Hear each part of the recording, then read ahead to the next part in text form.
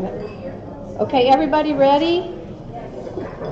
First of all, I want to thank the Bald Head Association for inviting the League of Women Voters to conduct this forum with the candidates. It's the second time that we've done it in Bald Head Island, and we really appreciate the opportunity. As most of you probably know, the League of Women Voters has been in operation for 100 years next year, and helping with civic education and voter involvement, getting people involved in the process and learning about the issues and communicating with the candidates has always been very, very important to us.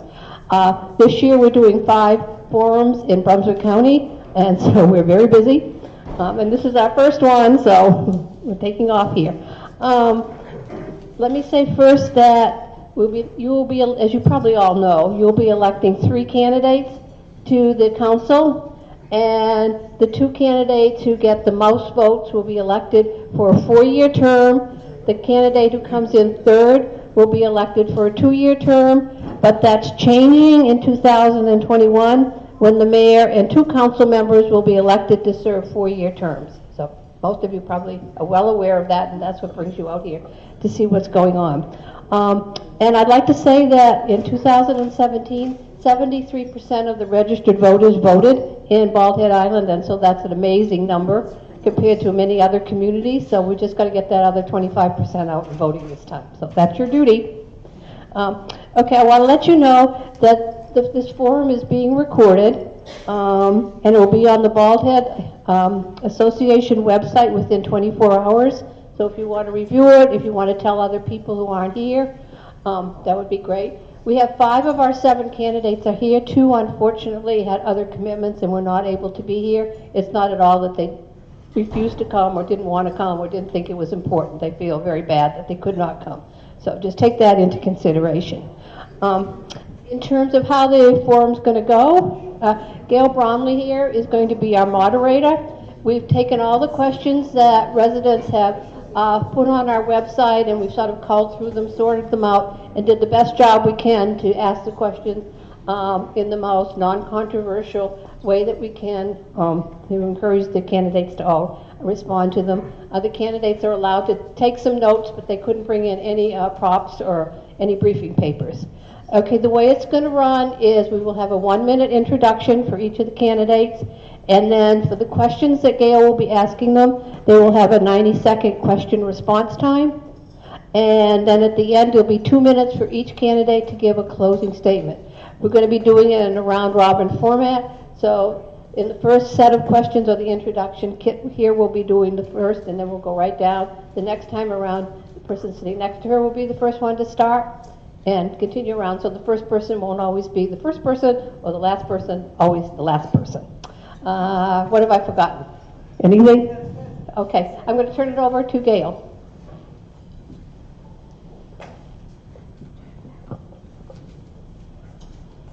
Nice to be back here. I was here in 2015 when we did this the first time, and the room was pretty full then, and it's pretty full now. So that's really good. What would you like to say? I forgot one thing. I'm sorry, I always forget something. Okay. The State League of Women Voters as a Vote 411 project, where all the candidates around the state have gotten an email and asking them some questions that will be put up on our website. So you can go there and you can see what candidates have answered those questions. That's a separate project from what we're doing today. So hopefully all of you are doing your 411 duty in addition to being here today. Sometimes that's been confusing. And we have these cards outside, so please feel free to pick one up. I'm sorry I forgot that before. Okay, for introductions, I think we'll start at that end and have Peter, and we'll go up, okay, for the 1-minute introduction. And I'm Peter Quinn. I've been on the island for approximately 20 years, maybe more than that, living on the island for the past 15. I'm an architect here. Know most of the people in this room, I think.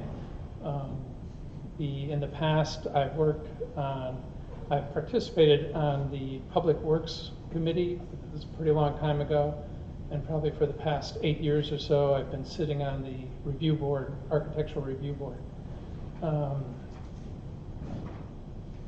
Not sure exactly what else to tell you. Education, I probably have the same as everybody else, a BA and a master's, but that was also a long time ago. There's some concerns that I have about the island, and that's why I'm running. But I'll get into that later on. Okay.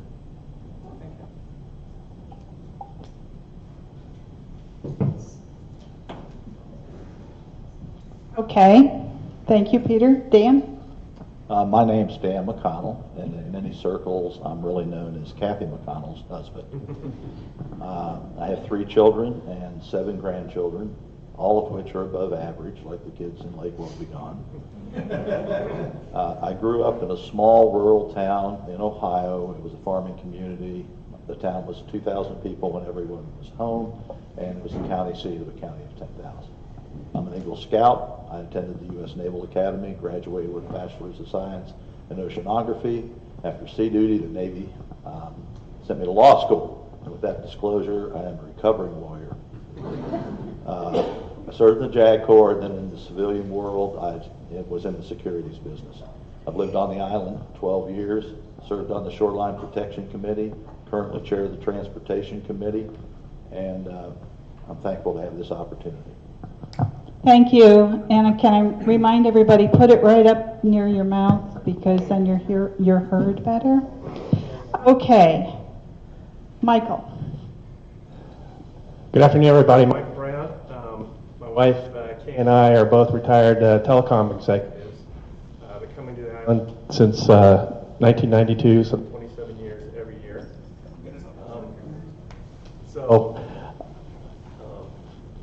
Married here in 96, bought our home in 2007, full-time retirement here in 2014. We love the island. Everywhere we've been, we lived in Hawaii, we would come here and do our vacation. Wherever we were living, it was always great to get back here.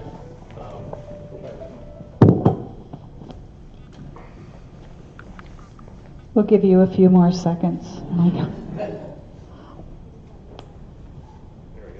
Hello? Good. As far as service to the island, I started with working with the club and various committees within the club, and I was elected to the Board of Governors in 2015. Currently now in my second term, serving as Vice President of the club. In terms of the village, worked with John May and the Broadband Committee. That was a very successful effort to bring spectrum to the island for broadband initiatives.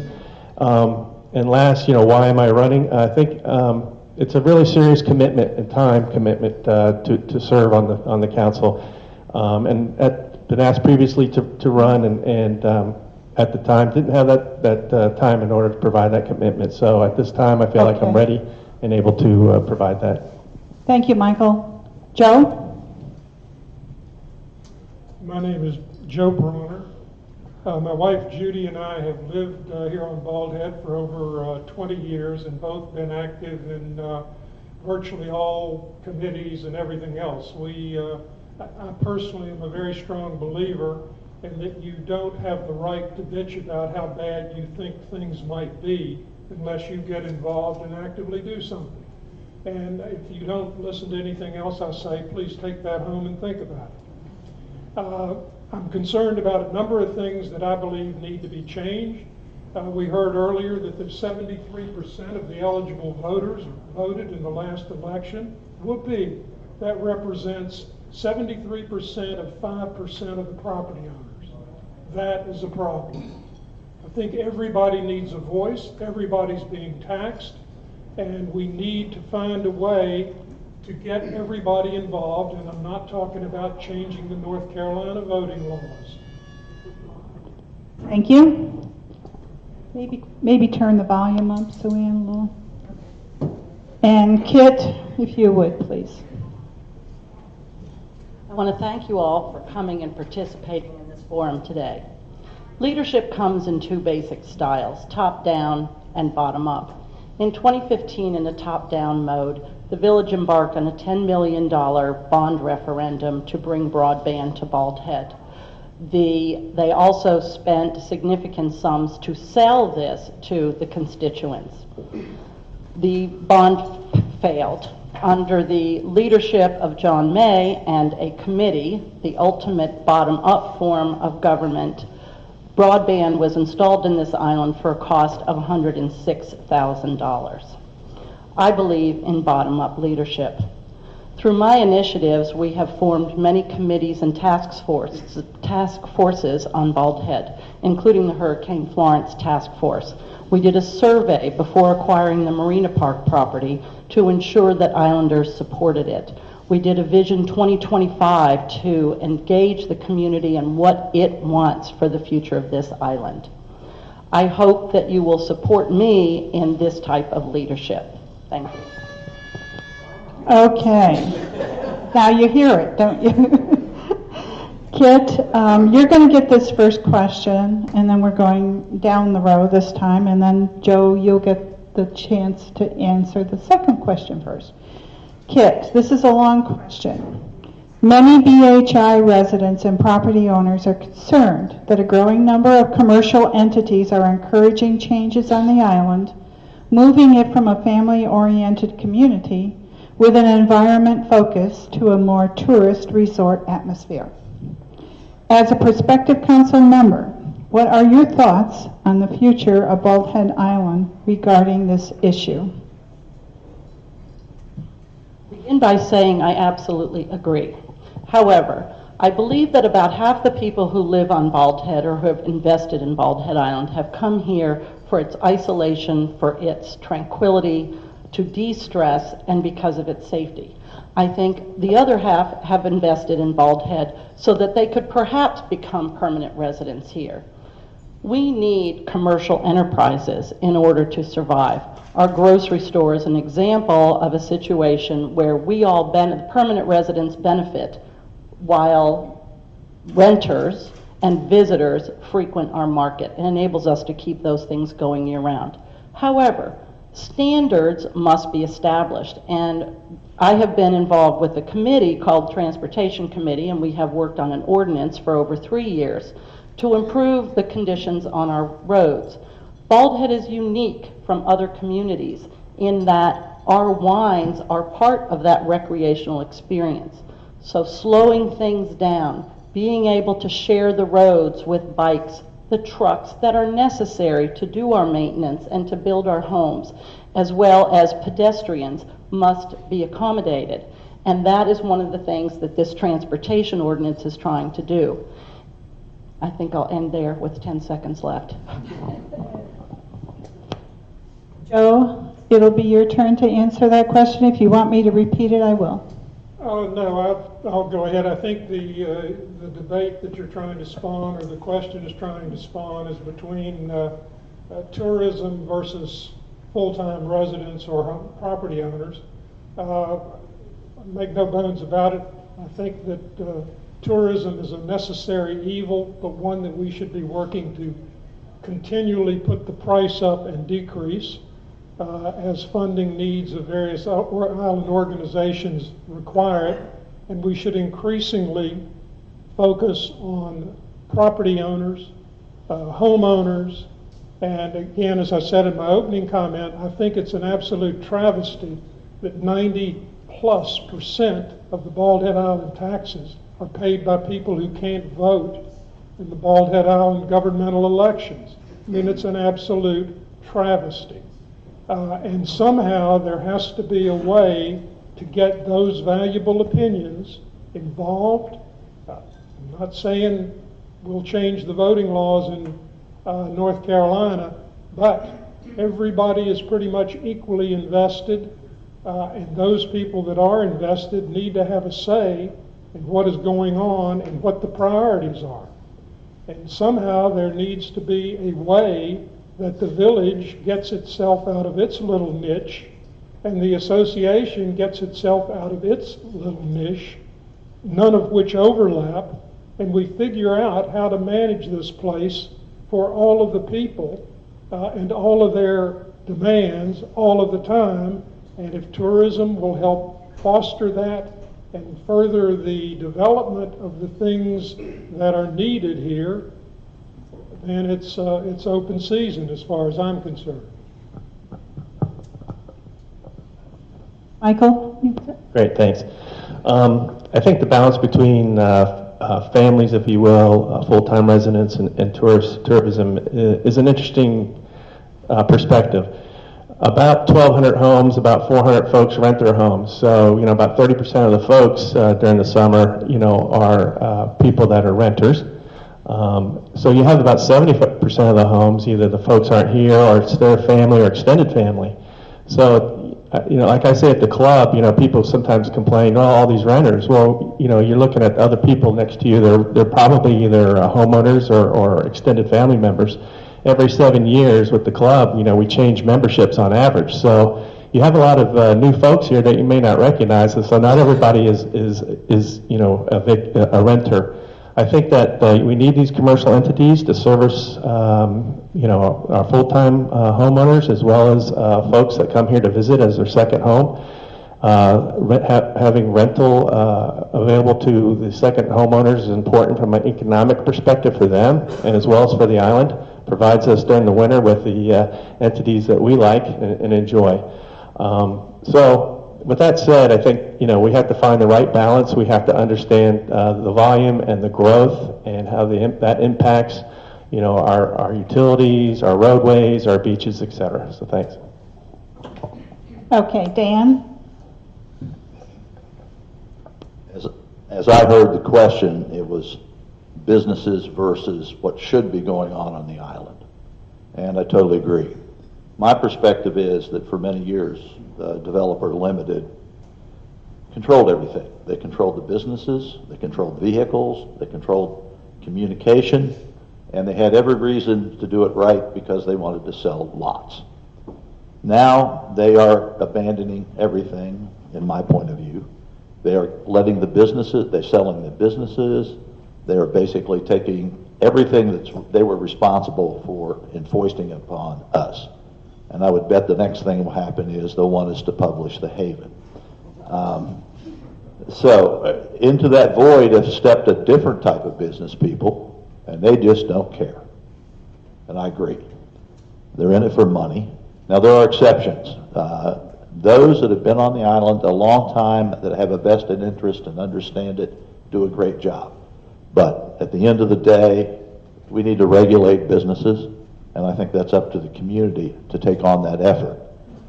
Businesses are regulated in very, very different ways, from utilities to dangerous things, and I'd like to see some tough regulations of the business. Thank you. Okay, Peter?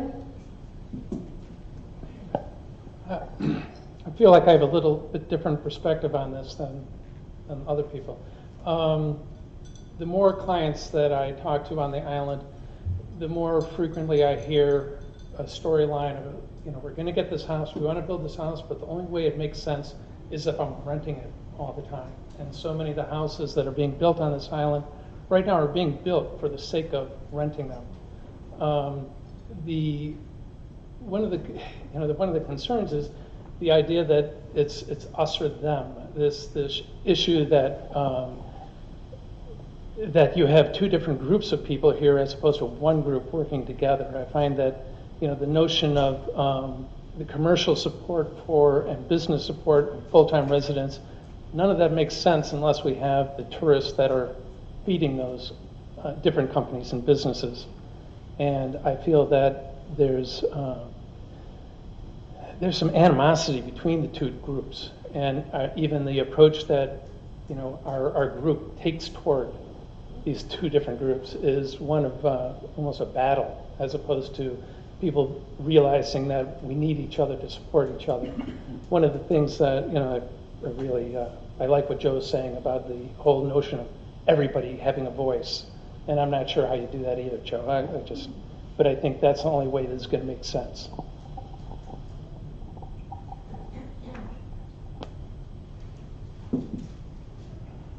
Okay, question number 2, and Joe, you start.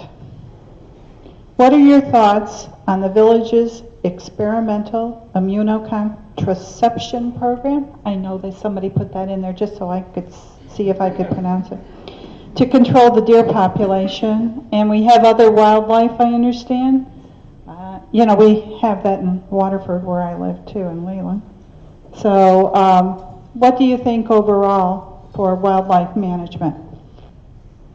Well, I think every individual on Bald Head is passionate about one animal species or another, and there seems to be a lot more passion around the deer. It's interesting that my name came up first. I think I wrote the initial study that ended in thinning the deer herd 3 or 4 or 5 years in a row.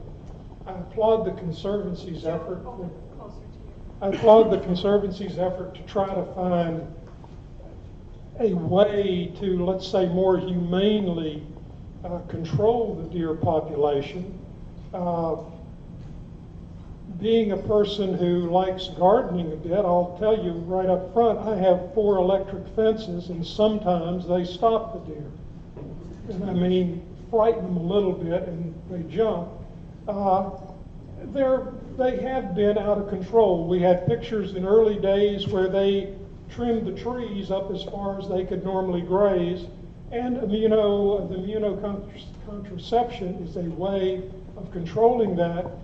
But let's not forget other animals. I mean, I think it's pretty presumptuous of an individual to say, save my deer, shoot those damn coyotes.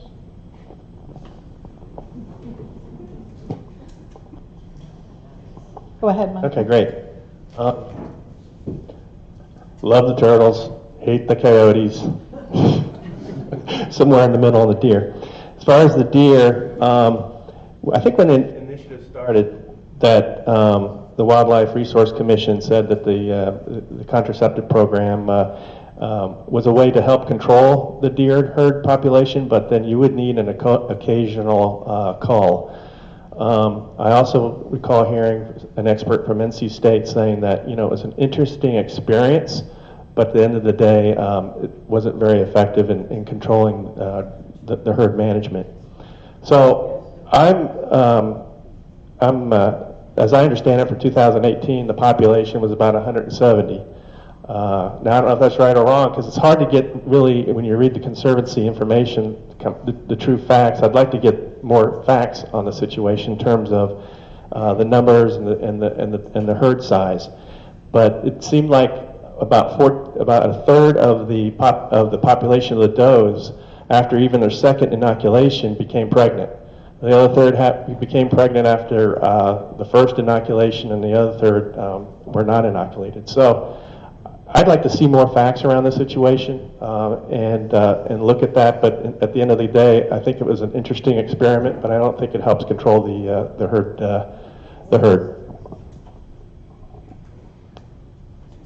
Dan? Technologically impaired here. The first thing I'd like to say, I don't know enough about this to make an intelligent decision. What I do know is that we have a world-class conservancy here that we should rely on for advice. They're on the way to being a world leader in barrier islands. On the other hand, there are, in the scales, being a lawyer, I look at that, there has to be a balance on the other side. What is the impact on the public good? This issue is very contentious because there's people on the factual side, there's people on the emotional side. I don't know how to sort that out. But what I do know is we need a balanced approach. The reverse of this, and I'd like to scream about the ICE committee, is we're making all these decisions about vehicles and we don't consider the impact on the environment, which is the problem in the other direction. So I don't have an answer. I think we should take the Conservancy's advice and their expertise, and then we need to hear from the property owners, what are your concerns, what are your needs vis-a-vis these issues. Thank you. And Peter? I'm like Dan, that I don't know the specifics about the deer culling or contraceptives. One of the things that I find fascinating about the island, though, is that because we're an island, you have these different populations that are sharing the island with us that I just don't feel like you can take them in isolation. The issue of coyotes, the issue of rats, the foxes. Somehow we have to get expand what the Conservancy is doing, or expand other groups coming in to support them in studying these things as a whole ecosystem as opposed to one specific animal. Thank you. Okay, and Kit? I want to get my thoughts clear and precise. My primary concern about the wildlife on this island has to do with the preservation of our forest. I will say up front and outright that I supported and have supported and continue to support financially the immunocontraception program. I believe it is science, and I want science involved in decisions on any wildlife out here. I will admit, I'm not fond of rats. Aside from rats, I know the importance of our snakes. I know that fear has been used and driven to discuss the deer when the ticks were really the fear. We have learned through science that the ticks are transmitted and the diseases are transmitted through small mammals, not from the deer. The deer, however, may impact our forest. With all the damage we have had from the hurricanes and from the blights, I am very concerned about the forest, and I am encouraging the Conservancy to study the impacts of the forest from the deer. With respect to the coyotes, that may be the answer to the deer problem. Studies done in Columbia, South Carolina of 3 dens showed that over the course of 3 months, 3 male coyotes brought back 17 deer, 3 cats, and 1 dog. Okay, now we're on to question 3. And this one, Michael, you start. What is your position on the impact of the village's latest internal combustion engine, gee, I think I heard that mentioned before, ICE, on vendors and the cost of doing business and maintaining the village's environment?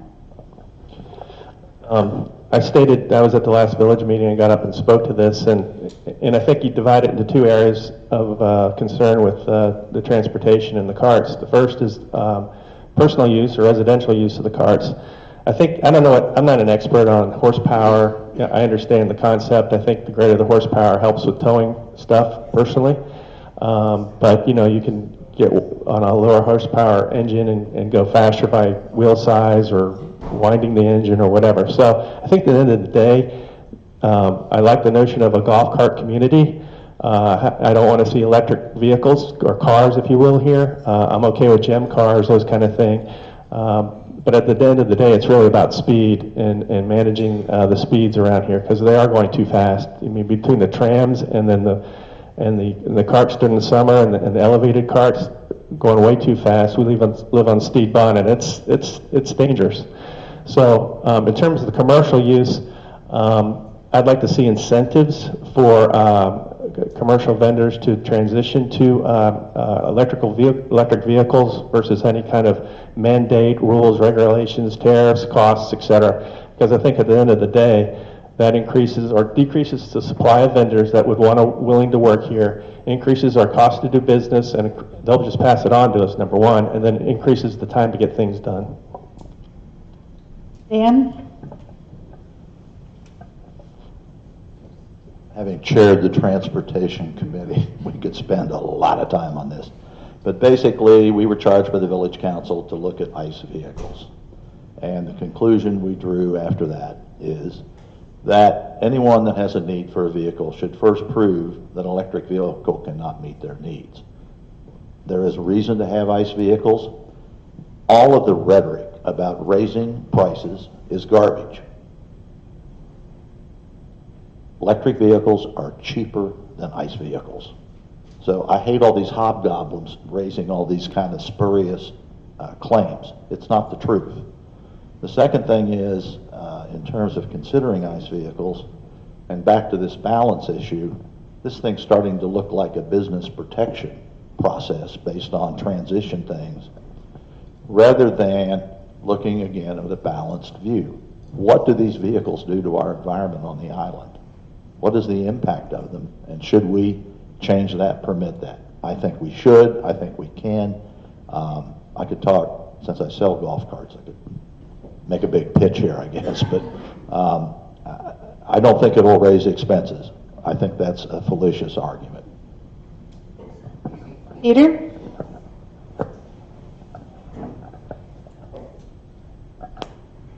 There's a couple of issues that I think that are hanging out with ICE vehicles.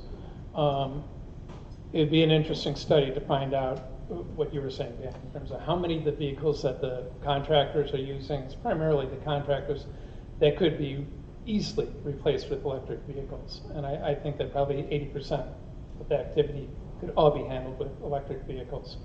One of the things, there are, the larger trucks, delivery trucks, they're necessary. I can't imagine, and it's just maybe I just can't imagine Builders First Source or some of the other suppliers coming over here and using electric vehicles. One of the issues that we need to address, and I don't have an answer at all, the vehicles that are the ICE vehicles are out of scale with our roads. When you're going down the road and you almost have to come to a complete stop if you're sharing the road going the other direction with one of these vehicles. You're approaching them, and so the whole question of speed, you almost come to a complete stop. And if you throw a cart, a truck, and a bicycle into that mix, somebody's going to be in the woods. So I think it's one of those things that we need to look at the population of trucks and vehicles on this island and try and evaluate which ones are absolutely necessary and which ones we can try and weed out. Yeah, your turn. As a council member, I was involved in getting this committee formed. ICE vehicles have been a problem on our lines for some time, since well before Hurricane Florence, even though Hurricane Florence is used as the excuse right now for allowing behavior that was not allowed even 4 years ago. The goal of the transportation ordinance was to create safer roads, to enable us to share the roads, and to create the stress-free environment that people want and invest on Bald Head Island for.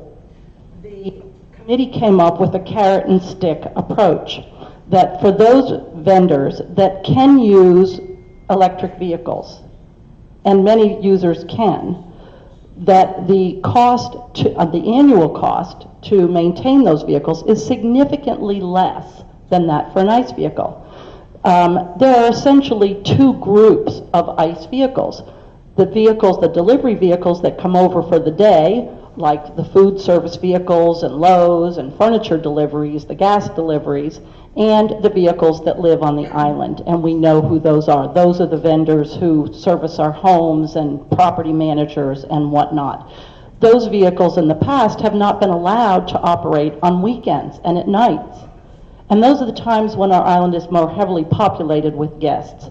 So the committee spent 3 years working with everyone involved, all the vendors, all the individuals, to come up with a plan that balances everybody's needs. Okay, Joe. Well, first of all, I've had the displeasure of sitting in the last two council meetings and hearing debates go on and on and on about what appears to me to be using a nuclear bomb to crack a walnut.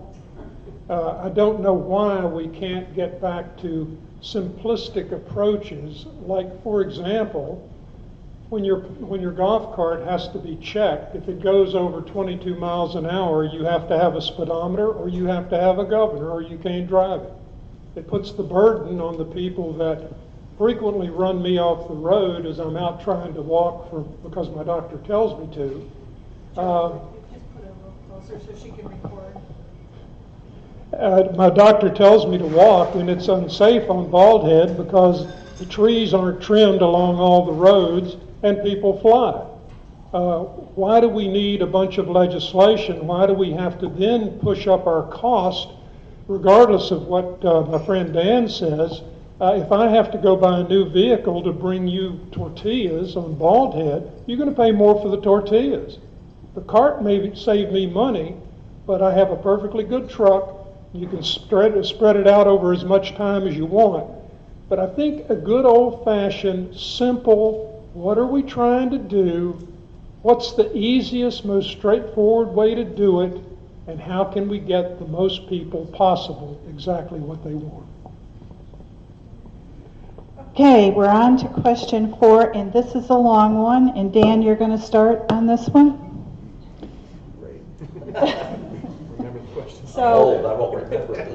So just tell me to repeat it a couple of times, you know. According to the most recent Brunswick County property tax records, the majority of all Bald Head Island property owners are not full-time residents, and thus will have no say in the upcoming election for the BHI Village Council. As a full-time resident and candidate for the council, are you comfortable with this situation, and if you are, why? And if not, why, and what steps do you believe the village should take to ensure that all property owners' interests are adequately represented? Do you want me to repeat it? Because I'd be happy to if you want. No, everyone will go to sleep, so I'm sorry. Start the clock now. I totally agree with the problem. My point of view is if people pay thousands of dollars in property taxes, they should be heard. And we shouldn't be governed by a group of full-time residents like me. I also believe the technology is available to allow heavy participation by property owners who are not on the island.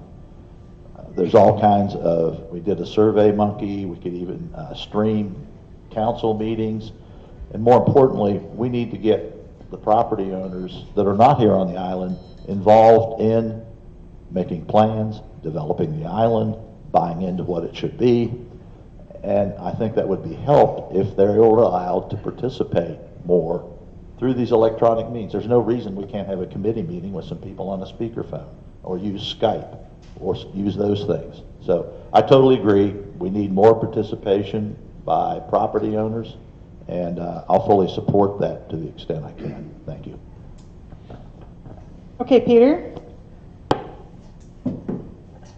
I also agree. I think that when you're looking at even full-time residents, I call myself a full-time resident, and I probably 60% of the time I'm on the island, and other times it's off and on. And there are other people other good friends I have on the island that are here as much as I am, and yet they're residents of New York or Virginia. They should have the same say that I have. I think, I'm not sure exactly how to go about that process, but I think their voices should be part of our selection of council members and decisions that the village is making. Thank you. Kit? I opened with top down and bottom up. This is a bottom up issue. By opening committees, by including the incredibly talented and brilliant property owners that we have on this island in our processes and in our decision making, in essence, we are allowing that 75% or whatever percent it is to participate in our government. I think I'll use again John May as an example on the broadband. There were so many talented people, including Mike Brown, who worked on that committee and ended up with a cost that was 1% of what was proposed in a top-down approach. The Hurricane Florence Task Force is another example. The skills and the talents that were precisely on point for what this community needed to look at our resiliency and remediation for the future was perfect. I think we need to do more with that. I think that the Bald Head Association gets ignored in this. The village has one scope, the Bald Head Association has another scope as the representative of the property owners. Yes, there needs to be improved communications between the two groups. That issue is something that lies at the foot or the feet of the two leaders of each of those organizations. I know that both groups have tried to create more overlap so everyone's voices can be heard. Joe, it's your turn. Well, this is the issue I tried to raise in my opening comments. I don't think that somebody mentioned the 75%. Try 93% people here cannot vote here. Okay, I understand the state law. I don't believe we're going to change that. I do believe there needs to be something other than a casual, I fill out my survey and you've had a choice, you've had a vote. Surveys are written to be interpreted by people who send them out pretty much any way they want. There needs to be some form of shadow involvement at the council level, and there needs to be a full voice given to the majority of the property owners here on Bald Head Island. The other thing that I would say is don't rule out creating yet more Bald Head Island bureaucracy. Maybe we need a really strong person and a sidekick to coordinate the views of all the disparate organizations on the island and move Bald Head as an entity in the direction that most people want it to go. Michael? I agree with a lot of what's been said here. When 10% of the houses can control, the 1,200 homes and plus as we grow, as the island grows, I think I've heard a lot of good things here, and I agree. Surveys, streaming of council meetings, Skype for town hall input from folks, task forces, which are comprised of not only full-time residents, but folks that are off the island. These are all good ways to collect and gather that input. That's my pillar as well, is to represent the 1,200 homeowners that are on the island for our future, and operate in that kind of style in terms of an independent thinker, open and collaborative style of management to move this island forward. Thank you, everybody, for that. Now, Peter, you start question 5. It's a fairly short one. As a future council member, what issues do you believe are important to the healthy preservation of the island's ecosystems?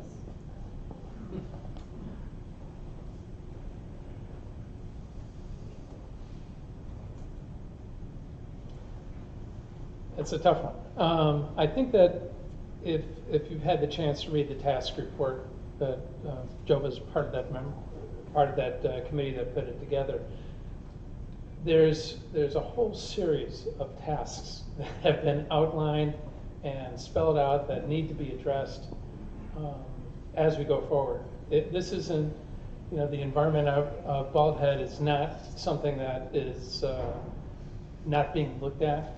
It's been seriously studied already. All those things need to be followed up on, and I'm not sure I'm not privy to how they're being followed up on right now. The other thing that could come into play is something that came up in the last question, that there's talent on this island, intellectual talent that could study a lot of the things on this island, that there's experts here that aren't being drawn on because they are just visiting here on vacation or they're part-time residents. And those people need to be pulled into the mix.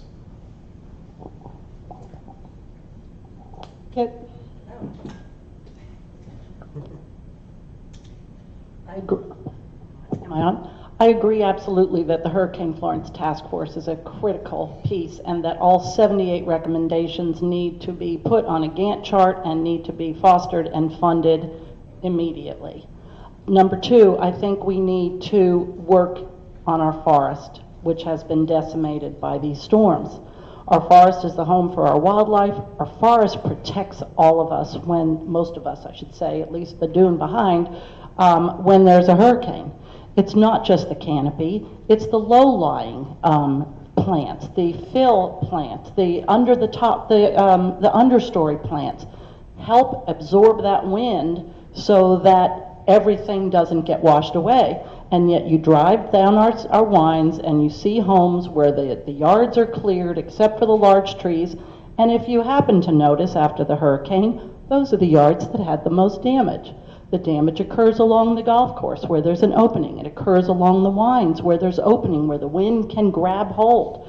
We need to educate our property owners. We need to educate our landscapers. We need to take ownership of our own parcels and recognize that what we do in our yard affects the entire community.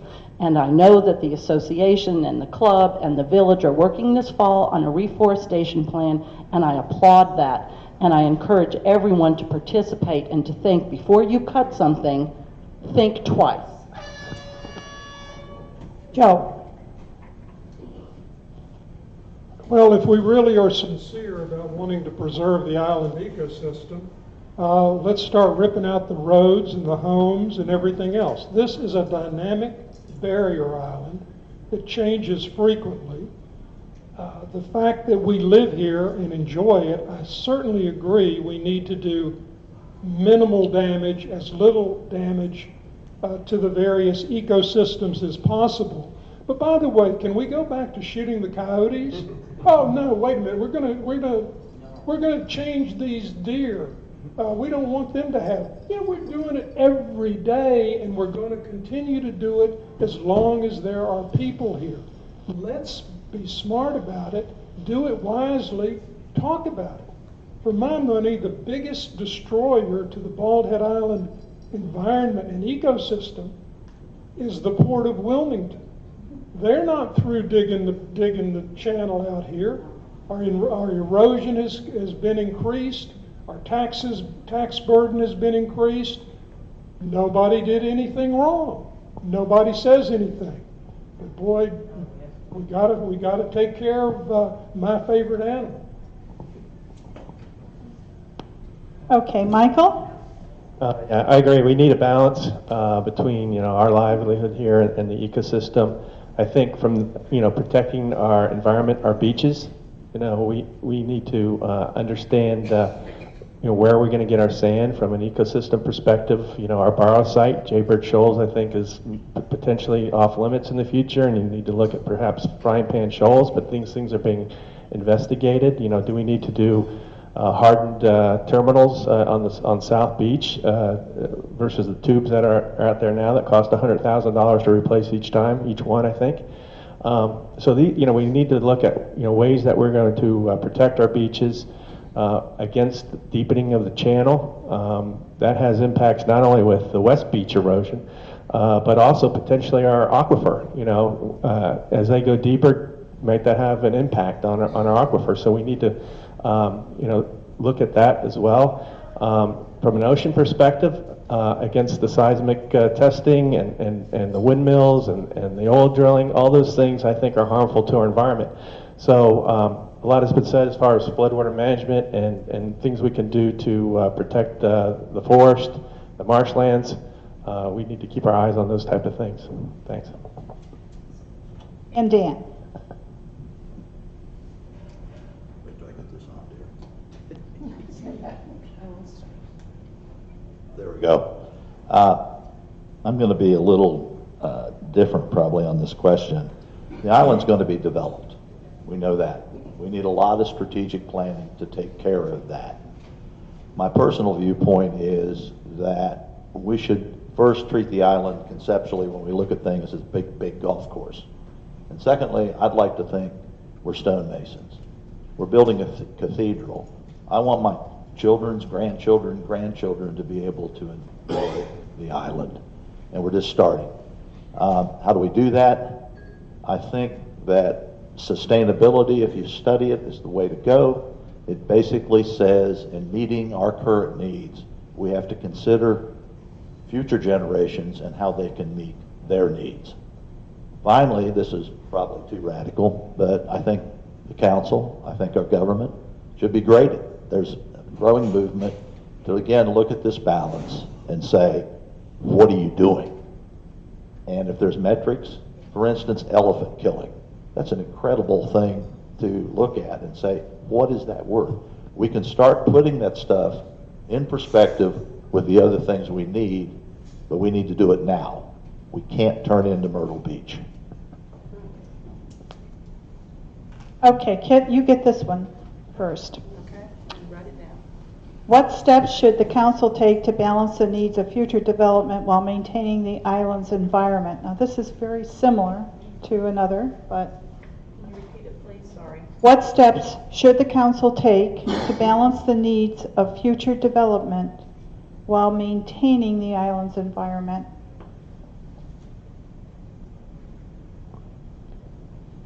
Enforce the ordinances.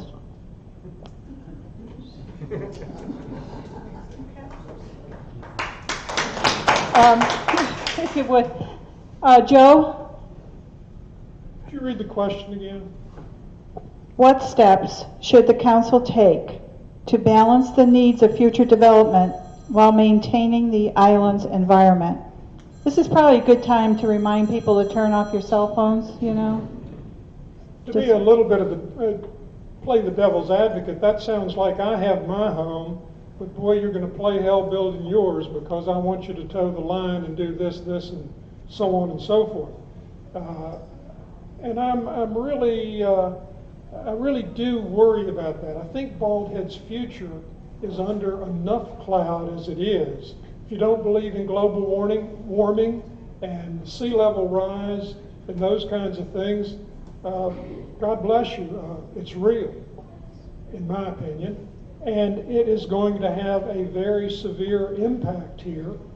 And I just hope we're not all protecting the turtles while the tide continues to rise. I guarantee you, I live on the creek, and the creek high level is 6 inches higher now than it was when I came here. That is a fact. It is going to be 6 inches higher in less than 20 years from now. And that just exacerbates the storms and that kind of thing. But I believe future development should be regulated wisely, much as the past development has. I do think we ought to get our mind around how do we make more people more welcome and have more homes and spread the tax load so we can do more things environmentally on Bald Head Island. Michael. As far, That's too bad.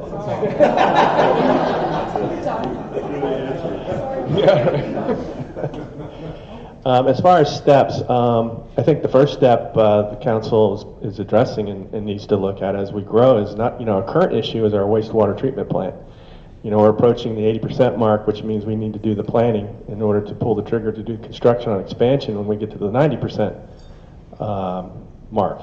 So with that being said, that's probably 4 to 6 years if you're looking at maybe 25 new homes a year. So those are things that, that are immediate needs right now to take care of, as well as looking at the roadways and so forth.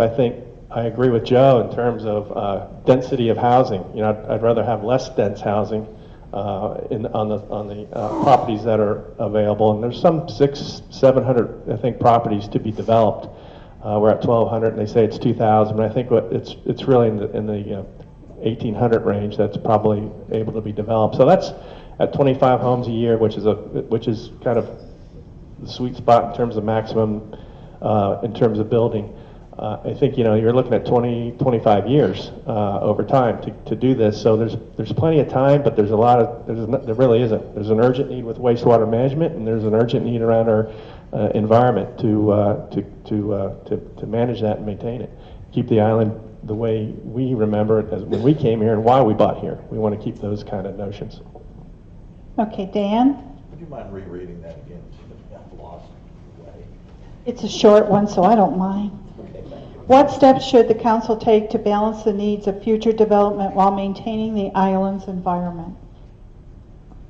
Well, I think I addressed that by filtering everything through a sustainability viewpoint, that we meet our needs today, but we really need to think about the people in the future and will they be able to meet their needs. And that includes the aesthetics, the beauty of the island, and all of this.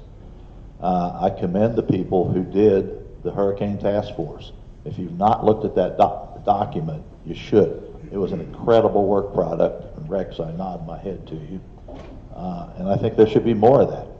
This was one particular issue, and we've talked about enrolling people that don't live on the island, that have second homes. We do have a tremendously talented group of people, and I think we should form task groups, task forces, or whatever you want to call them, to look at all these issues, and we can parse them out, and it would be great input. We're not going to think everything up if I'm on the council. I probably won't think anything up the way I am, but at any rate, I think we should encourage getting task force done to look at all these. The island's going to be developed, as I said. We have to do that carefully. So I think we have all these bright people that can help us do that, and we should listen to them. Thank you. And Peter? I think the council should be looking at developing a real serious study of the future of this island in terms of density. One of the concerns I have for the island is if everything goes right, the island is not going to be anything like it is right now. And the issues that we're confronting in terms of density, in terms of vehicles, the roads, are all going to be taxed to a much larger extent than they are right now.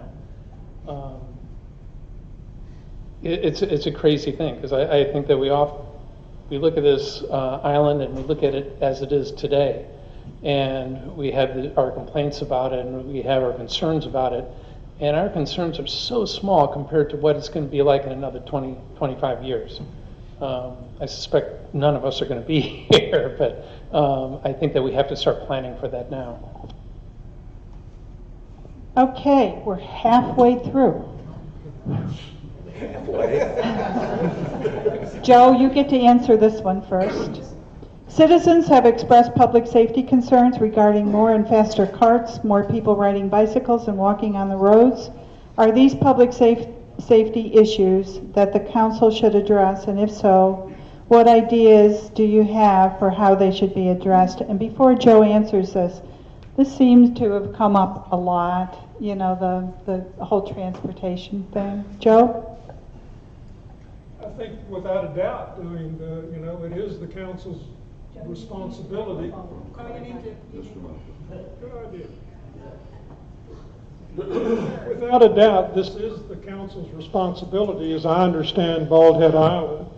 I do think that there ought to be more consideration for the varying needs of people who use the roads. Where are people supposed to walk? You know, you can't clear your lot, so there are trees in there, so you can't go through there. They don't like you walking on the golf course. We're told to walk on the left side of the road, facing traffic.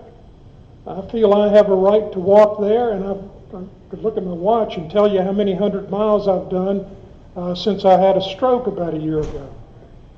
It is imperative that we maintain the roads.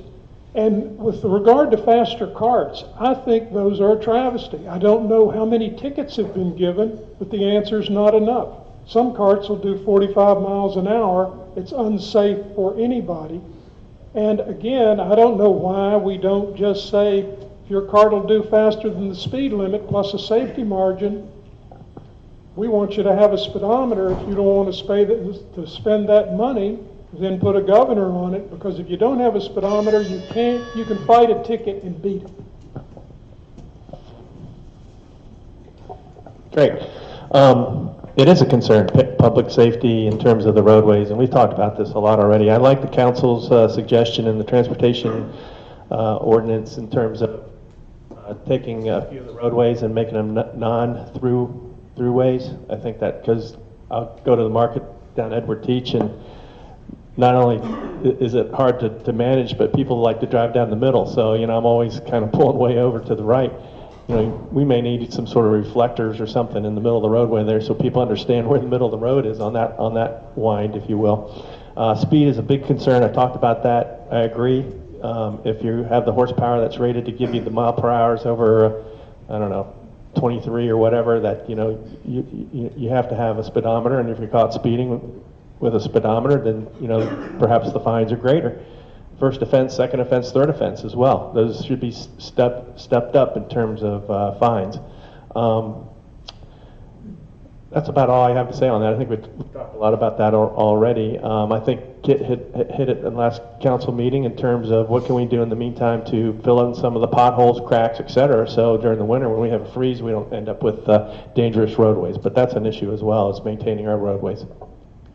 Okay, Dan? Would you mind reading that question again, please? Citizens have expressed public safety concerns regarding more and faster carts, more people riding bicycles and walking on the roads. Are these public safety issues that the council should address? And if so, what ideas do you have for how they should be addressed? Yes, there are ideas, and I think a lot of this is strategic planning. We need to know what our roads are going to look like before we can make good decisions about what is going to be on them. Speeding is an easy one. The Transportation Committee, we beat this to death. Putting different motors or governors on them probably wouldn't work, because once you do it, they'd be over at Royal James, getting in a chop shop in the back, getting a new one. So we concluded that it has to be done the way it is on the mainland, which is enforcement, and it should be enforced. In terms of the skateboards, hovercraft, all of those things, again, this is a long-range problem. I don't think it's right for decision right now and should be looked at in conjunction with what are our roadways going to look like. The Transportation Committee and the ordinance, we ducked, wrote a very conservative position, electric bikes and wheelchairs, and we hope, we didn't have time to look at it, so we hope someone starts looking at that, but I think it's a joint problem between road capacity and what we want using it. And it's one of the major problems we need to address. And I think we have to look out and telescope out a long way, and I think Peter's going to say the same thing. What do you say, Peter? I find it fascinating in the morning when I go swimming in the morning, and when I'm coming back, there is a group of women who go walking. I mean, I've see a handful of them here, and I'm curious where they go. When it comes down to an issue of public safety, and it almost, in your question, sounded like you were saying, well, cars versus bicycles versus people walking. It's like this environment, this island, should be about people walking, should be about people riding their bikes, hoverboards, or whatever. And so the question comes down to is like, where can that possibly happen? And I don't think our roads can handle what's going to happen or should be happening for this island in terms of the type of pedestrian activity that happens. I think we should be looking at where we can develop right-of-ways through this island, that when groups are walking, we can actually walk with a sense that they are safe. The other issue that I think we often fall back on, or we look to fall back on, is how can our public safety employees fix our problem? How can they fix people speeding? How can they fix people not paying attention on the road? That shouldn't be their job. It just, I don't know how we change the attitude that people have on this island, but it needs to happen somehow. And Kit? It reminds me of the song, "Let There Be Peace on Earth and Let It Begin With Me." Each of us presumably has a golf cart. Each of us knows approximately how fast it's going, whether it's going a safe speed, and we can drive at that safe speed and not allow others to pass us. That would help with the speed problem.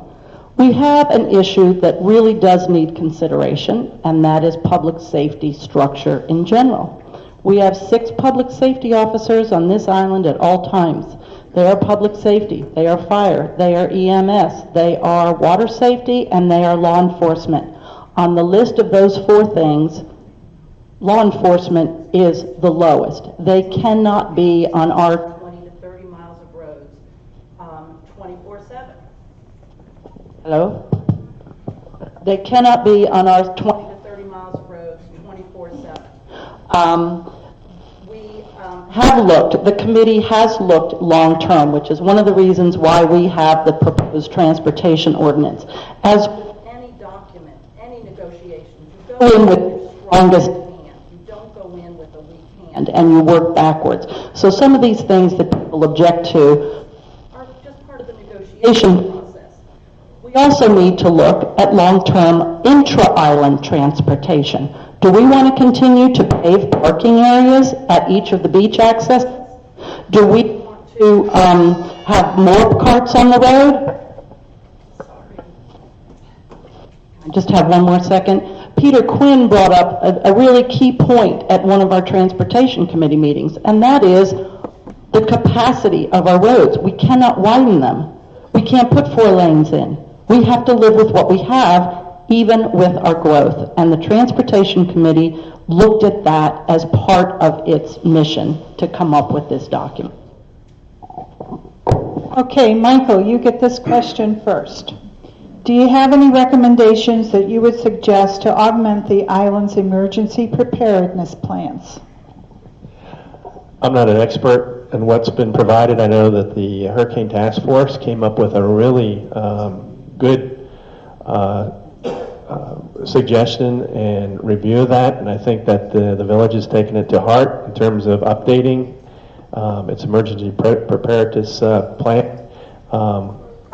It was a very interesting readout we had at the club in terms of the experts that were on that committee and what they recommended, and I think there's a lot of recommendations within that task force that the village is now going through.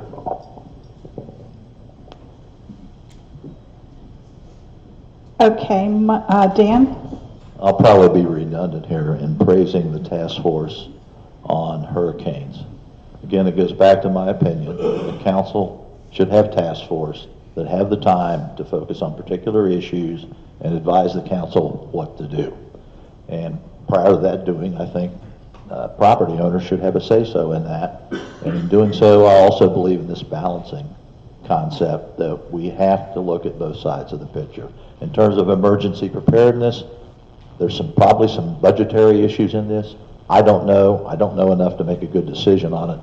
The only decision I would recommend is we do get bright people in groups to take a long-term perspective to say, what are we going to do about our roads? And look at it not only today, next week, 10 years from now, 20 years from now. We need to address that now because the island's going to be developed and we're going to have a lot of people on it, and we probably have an infrastructure right now that won't support that. Peter?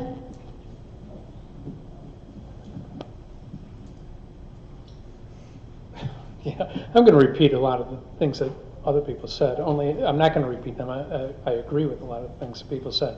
The task force report has outlined a number of things that need to be addressed.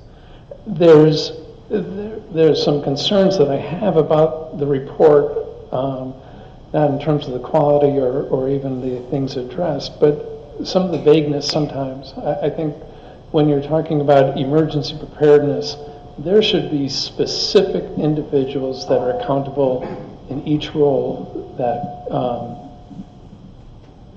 in making decisions for in the situation of an emergency. I think that a lot of the animosity on the island in the past couple of years has been founded in the problems of people making decisions that maybe shouldn't have been making the decisions, or taking on roles that maybe they shouldn't have been taking on. And I think that that's one of the items in the task force report that needs to be addressed.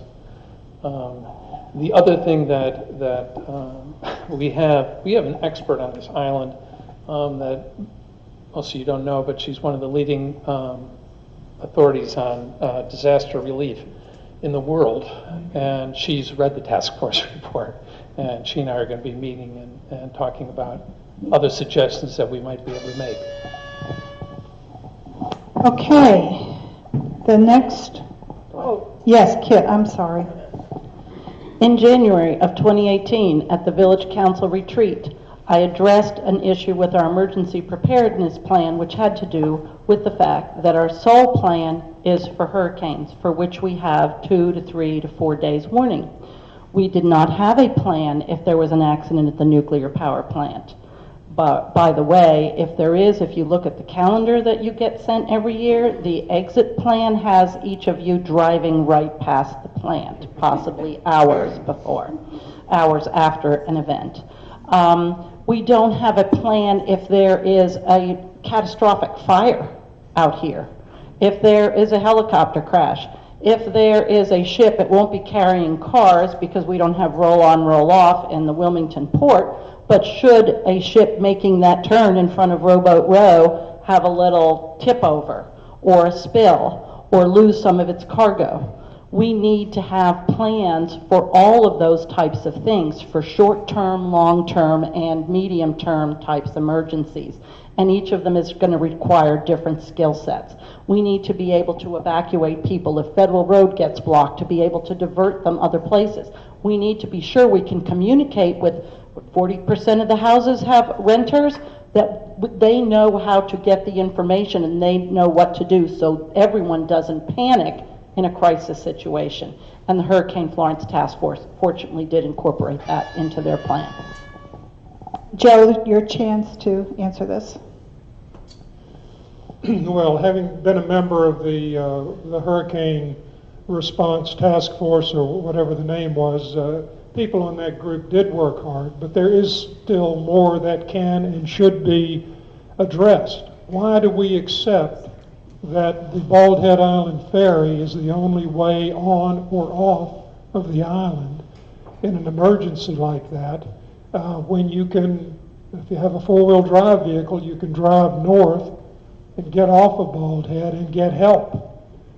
We need to look and do more thinking outside of the box and figure out how, the menu of things that could happen and how we would address it.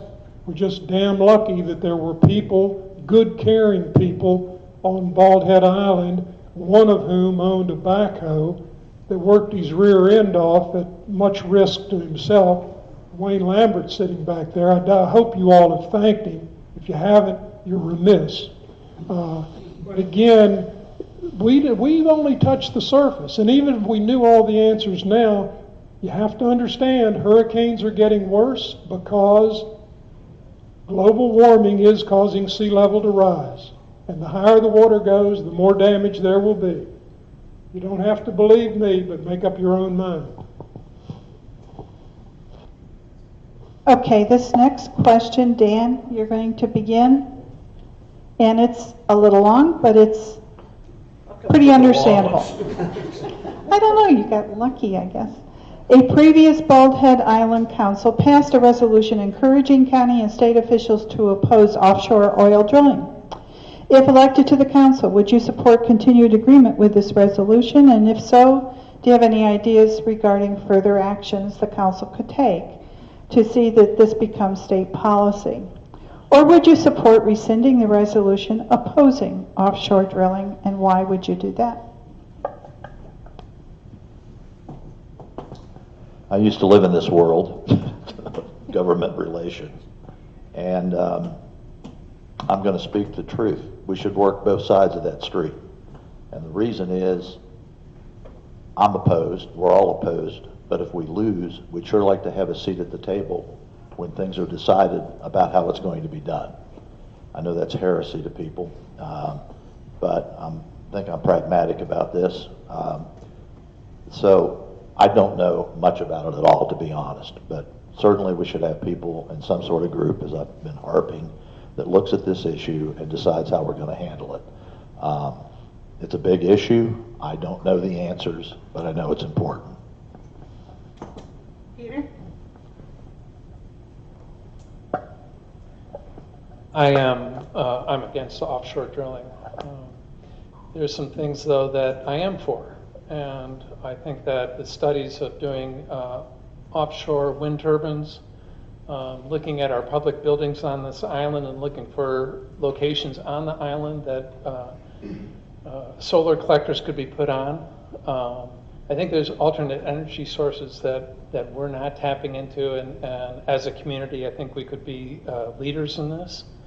You know, either from tide source energy, obviously wind, and looking at trying to support more alternative energy sources on this island. There's been, as far as I know, only 2 geothermal houses or buildings done on this island, and that should almost be a natural practice on this island.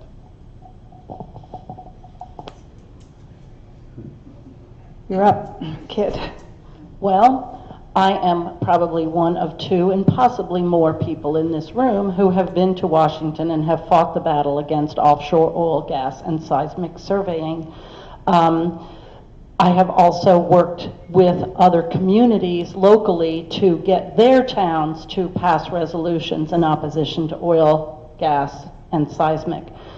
The fact is, the American Petroleum Institute has said that if offshore drilling occurs in the Mid-Atlantic, Wilmington will be the port. When we went to Washington, we articulated that concern. Most people are concerned about the possibility, which is a probabilistic case where there might be a spill. That's truly probabilistic. Seismic surveying, there is an absolute risk to wildlife and to ocean life. So it is actually a greater risk. If we were to be the port, all of those ships that drop their sludge and their trash and everything else will come right by Bald Head Island. We will have the impacts of it. There really is no seat for us at the table other than to hold hands with all other citizens on the coast to try to get this stopped. I am one of many residents of Brunswick County who have repeatedly shown up and since January 2018 to every meeting of the Brunswick County Commission to ask them to vote in opposition to oil and gas. Joe. I think I was somewhat involved in the position taken by Bald Head Island back in the day. The concern that I have and still have today and had then was not so much about offshore drilling. If it can be done safely and not disruptively, then people ought to be allowed to say what's on their mind about it.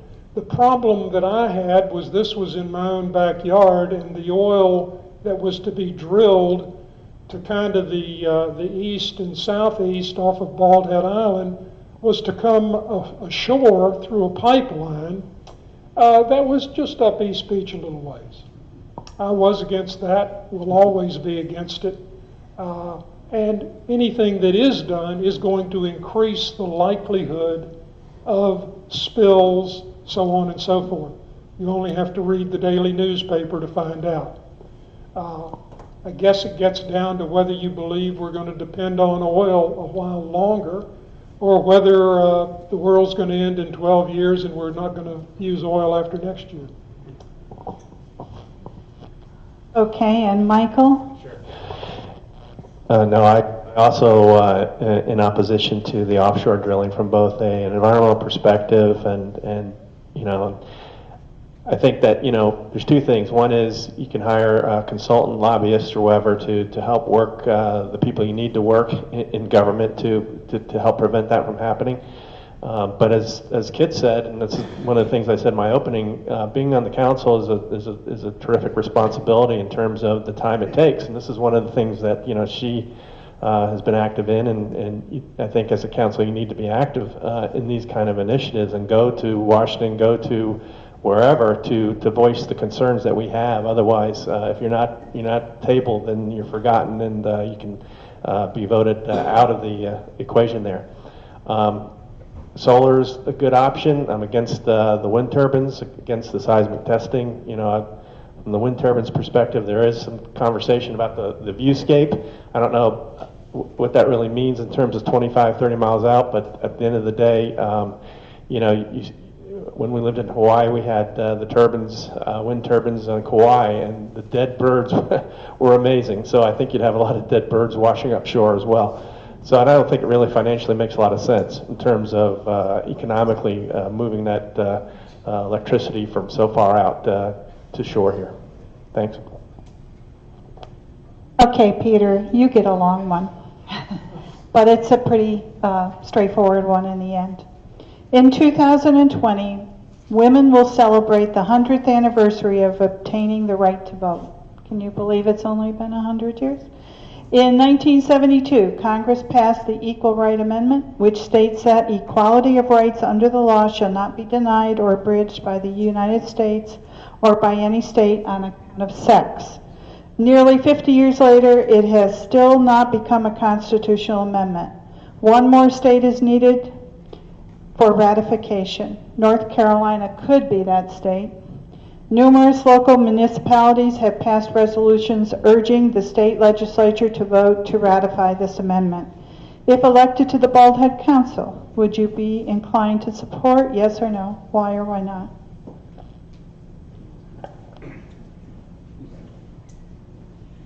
I would support. I find it fascinating, the backwardness of our society. Here we are at a table, and there's two people missing, and they're both men, and we only have one woman up here. And if you look in the crowd that's around us, I don't know what the percentage is, but it's mostly women. I've been fortunate in terms of a former marriage that I was married to somebody who was head of women's studies at a college in upstate New York, and I went through years of being re-educated, and I think there's a serious problem in the fact that we don't have female representation in everything that's happening on this island. And it came up as a question the last time, a few weeks ago, when the club board was being formed, and the fact that there wasn't women up at the table. I'm not sure what the answer is with that, but I think there's something that's endemic to this island, that we're looking at a room full of white and huge percentage of white women here, and for me, it startles me when I'm walking around the island and I never see a black person. Yep. In answer to the question, yes, I would support a resolution in favor of the Equal Rights Amendment being passed in North Carolina. Yes, I am the only woman sitting up here. And yes, if you think that the last vestiges of patriarchy, and I hate even using that word, are gone, they are not. When I prepared for this presentation, I had to practice saying many things so that I would not appear to be strident. Because if I say something forcefully, it is perceived that I am, it rhymes with itch. I feel so blessed to be on Bald Head. When the Hurricane Florence Task Force was formed, I received multiple emails, dozens of emails with people frustrated that there were no women on the task force. I too was frustrated. Sadly, the votes for the women were distributed among a large number, and all of the members were men. But all I could say in response was, oh, don't worry. Their spouses are not shrinking violets, and none of those men is going to be able to come home at night from a Hurricane Florence Task Force meeting without participating, and they will have to bring that information back home. So I encourage all of you to participate. We actually do have 2 women on our council, which is awesome, and I do think that we bring a different perspective to the body politic. Joe. Well, I'm not sure about equality. I know only one woman in this room well, and she's in the back row back there, and she's certainly superior to me, and that's my wife. And I would say that even if she's not here. I don't know what this amendment says, but I am fully supportive of truly equal rights. One thing that was kind of fun back in the day, I think I was club president at the time, and there was a rule that only men could have membership. if you check, you'll find that that was changed a long time ago. Willingly. Yeah, no, I too am in support of obviously the equal right amendment to vote. Can't believe it's not passed, but you know, and many know my wife Kay. You know, she's got 90% of the word in our household. So although we collaborate, but as far as the club board, I mean, we had the same issue. Mimi Letter and I co-chaired the nomination committee, and there was, out of, let's say, 25 folks that were interested, or nominated, I should say, two of which were only women. And one basically said she wasn't interested. The other one that was interested ended up having a family change, and they ended up moving. So, you know, we're struggling to try and find out the right mix and how to, you know, what's the full engagement of women in our club, and working to provide that kind of experience and background so that folks feel like they're comfortable and ready for the board. I think the same thing with the task force issues and the committee issues. That's where we need more women involvement in order to have that comfort level in terms of readiness, perhaps, to run for council. Thanks. 2 more questions. Kit, you get this one first. Wait a minute, just a minute. Oh, I'm sorry, Dan. You're right. Go. This is one I want to be heard on, you know. I fully support that amendment. I have 3 daughters who are working people. I think the glass ceiling is awful. I have a bias in my business background of hiring women. And in fact, I had a large department in one company, and they came down and said, because I only had 2 men who happened to be white, that I was discriminating against white men. And I said, tell me what rights white men have. I prefer women because, number one, they know how to multitask. They zero out every day from their prior life. If they've had children, they zero out, they get the job done, they don't talk about it like men. I love them in terms of work, and I think they should have more involvement in everything because they get the job done. And I'll give you an example of this. On the Shoreline Protection Committee, Ann Kane was on that committee, and I love Ann. So we'd get in there as men, and we'd yep for a long time, and we'd beat the thing to death, and then pretty soon Ann would say, so what are we going to do?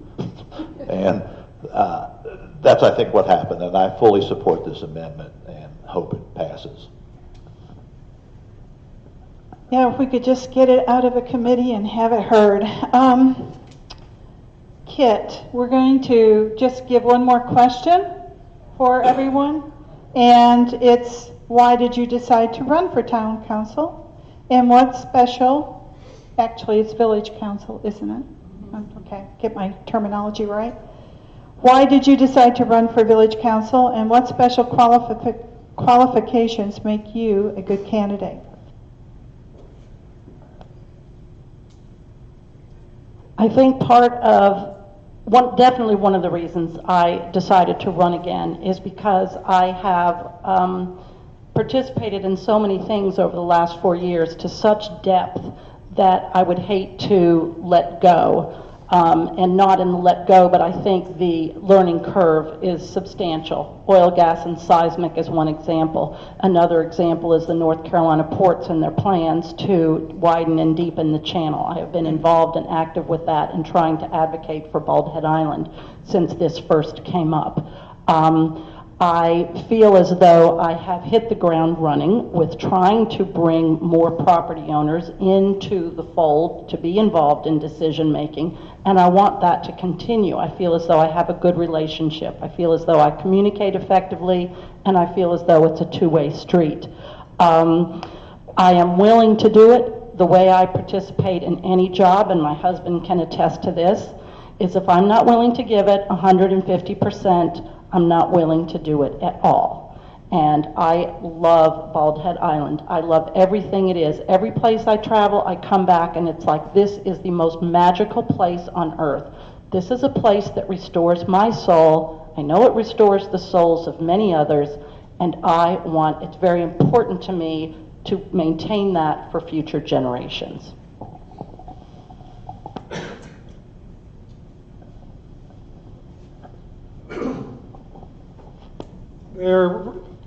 This is the first time that I've run for council. I've been on pretty much every other committee and club board and the conservancy board and anything else you can probably think of. Why did I decide to run? Firstly, I sense that the current village council has become severely divided. I don't believe they are as productive as they ought to be, and I don't believe that they are as forward-looking and thinking as they ought to be. And I believe that this is a barrier to widening and expanding the remit that the council is currently working to and toward. And I believe that we need an all-encompassing overall approach to major problems on Bald Head. What qualifications do I have? I care. I've had a lot of involvement on Bald Head Island. I don't particularly suffer fools gladly, and if I say something, you'll know it's pretty much what I mean, what I intended to say, and you probably won't like the way I said it. That's the way I am. It's the way I have been. That's the way I'll be.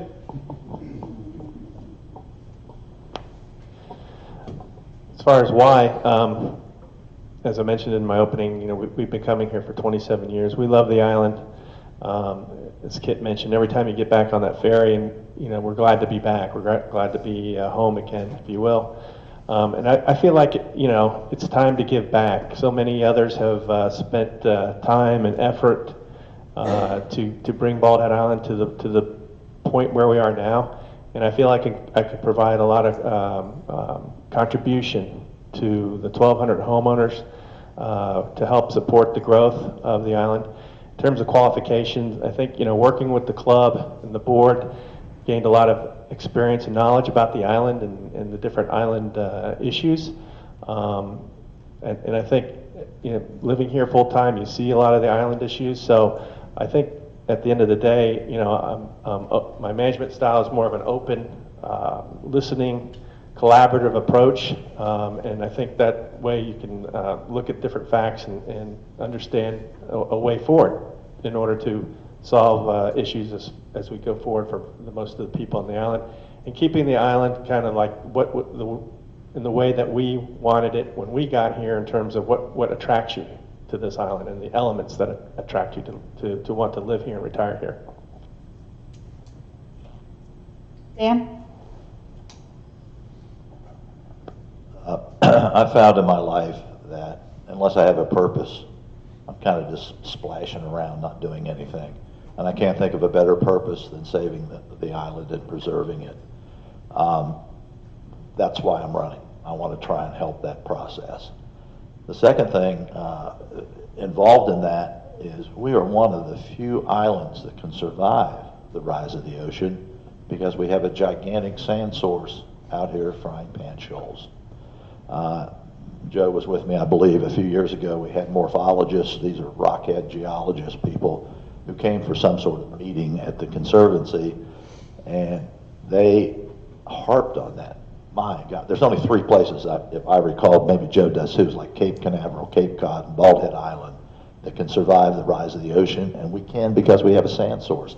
So I think our stewardship of the island actually transcends the island. This may be one of the few places where there'll still be a barrier island that people can visit. I've often said I think the only problem with that is it'll be very expensive to own a home here. But this all comes back to planning. I'm a huge proponent of that, and I think I can add value doing that. And Peter?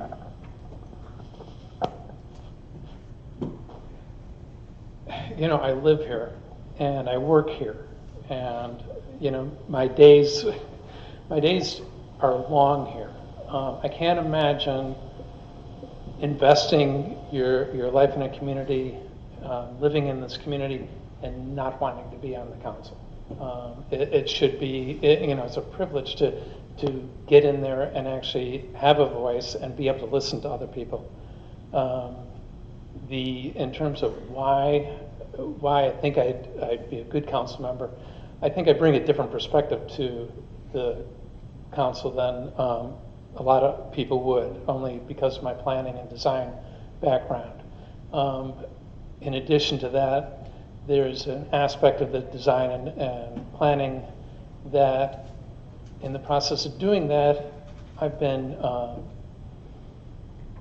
interact with a whole lot of people, not just newcomers, new people coming to build, but also people renovating their houses. And so I'm seeing problems and issues that the whole population of this island are dealing with. I have a big thing with, I have a notion of what this island is going to be like, and it's really torn between being a retirement community and being a resort. And I think that there's a need for somebody who can listen on the committee and be neutral in addressing that dichotomy between the two types of communities. This has been instructional for me. Now you're going to get your closing statements. And I think we're going to start with Michael. All right, great. I think we went through a lot of issues here today, and I'm not going to go through all those. As I mentioned, I'd like to give back to the island. My outlook in kind of the island and the management of the island is really, how do you balance making it easier to work here, live here, vacation here, retire here? What are the things that we can do to help facilitate that and make the island living attractive to newcomers, and balance that against the beauty of the island, the reasons why we bought here originally, and make sure that we protect the environment as we go forward. So we talked about the management style that I have in terms of independent thinker, no business interests personally on the island. I'm kind of open-minded in terms of accepting folks' input, like to do fact-based decision-making, collaborate, and move on from there. So I think I'd be an excellent council person within that regard. We talked a lot about issues of concern here today, and if you share the same kind of concerns as I do, I think I would be an excellent leader for you and your voice here on the island and the council. Thanks. Dan? I've said a lot of themes, but to sum them up, and first I want to say, obviously, my job, should you elect me, is to represent your interests on the council. What I think or I care, by and large, is transcended by that responsibility. I believe we need a lot of growth planning, as everyone has said. I believe in sustainability in terms of when we make decisions to meet our needs. We should also consider what the future will bring for people trying to meet their needs. As a part of that, I'm a believer in holding the council and the village government responsible for those sorts of issues, and I believe we can develop a way to score how well we do in those regards. Finally, I'm running because I'm sincere. We're building a cathedral here, and it needs to be done right. Okay, and we're stonemasons, and if we don't do the right things now, we won't know how this thing will come out. To quote someone else that's smarter than me, they said, what really matters in things are the countless deeds done by unknown people who pave the way for the great things that come later. And I think that's a wonderful outlook. I'll give you one schmaltzy story that I also like in that regard in terms of small deeds. And some of you may have heard this. President Kennedy was visiting NASA, and he ran in to a gentleman mopping the floor. And he asked, "What are you doing?" And he said, "Mr. President, I'm helping sending a man to the moon." So I think that's how we need to look at it. We're not mopping floors here. we've got some responsibilities to carry out. And I appreciate you all coming. Thank you. Peter? You said earlier that you've learned a lot. One thing I've learned, I'm actually really confident that any number of these people would be great on the council. I feel like I'm actually honored to be sitting up here with these other people. The island is a moving target, and I think it's going to be a moving target forever. And I think that people on the council need to be clear-thinking people that are willing to listen, and that's why I want to be involved in it. I feel like bring that to meetings that I'm in. I'm a person who's usually pretty quiet during meetings. I sit back and listen to a lot of people, and one of my personal traits, at least that I think I have, is that I can listen to a lot of people and try and cut to the chase as to what's important in that conversation. I'm not as well indoctrinated into the issues of the island as most of the other people on this panel right here, but it's a role that I take in a lot of situations that when I do get involved, I get up to speed pretty fast. Thank you. And Kit? Oh, where to start? First of all, I believe that I'm a creative, nonlinear thinker. I also believe that I'm open-minded. Mr. Bronner mentioned that there is division in the council. That's true. That's absolutely true. I think that it's part of what I introduced my first comments about, is there's a top-down and a bottom-up approach. Some of us have a bottom-up approach and others have a top-down approach. And that, I think, is the source of the conflict. I want to continue with that bottom-up approach. To me, leadership means putting the good of the whole ahead of self-interest. That particular issue has been the source of a lot of problems, particularly with respect to Hurricane Florence and its aftermath. I think not saying that would be a mistake. I think that the island right now at 60% build out is at a tipping point. And I'd just like to defer for a second to a point about future development. Almost all the parcels of land on this island have covenants that dictate what can and can't happen. There is only a small parcel left out at East Beach that is available for development. So in terms of planning for the future, it's transportation. It's what happens on our roads that can't be increased. What happens with our ferry system, which I happen to serve on the authority board by virtue of being on the Hurricane Florence task force. If I can find my notes, I will close on the following. Trust is paramount among your elected officials. It requires transparency.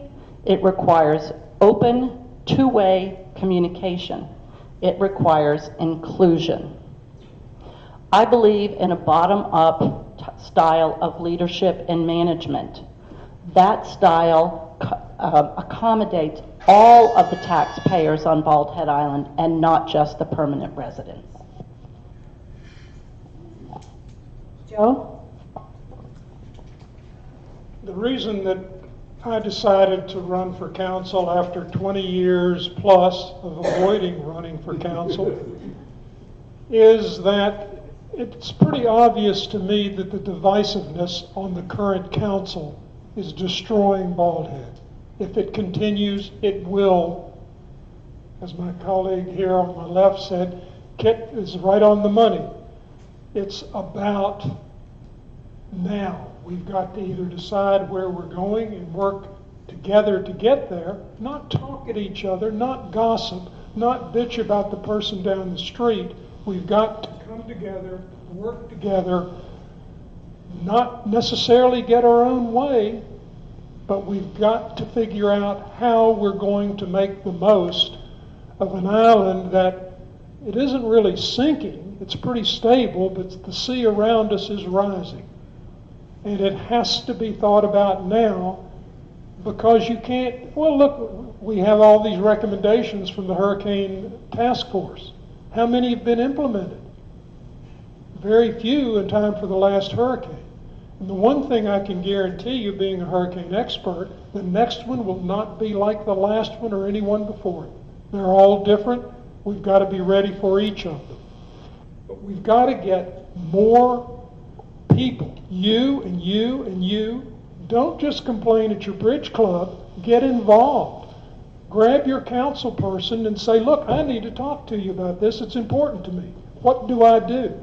That's one of the reasons that I mentioned we got to get everybody's input. And that means the association and all of the people that are only represented by the association. I think Bald Head can have a bright future. It hasn't had a bright immediate past. We need to get going. I hope you'll join me and thank everybody, all the candidates. It's not easy to run for office, and it's been my pleasure representing the League of Women Voters and helping you with this forum. And thank you all.